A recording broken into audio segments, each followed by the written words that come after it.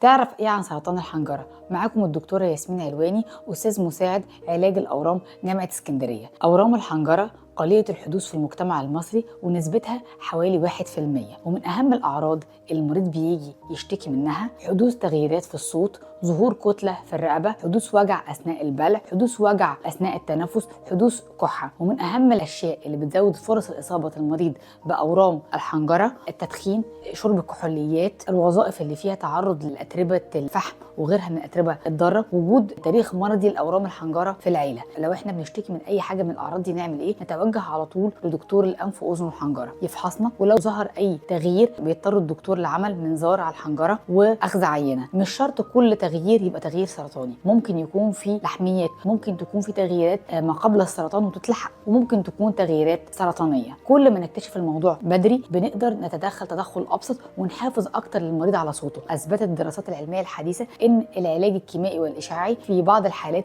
في نفس فاعلية وتأثير الجراحة، وبكده نكون حافظنا المريض على صوته.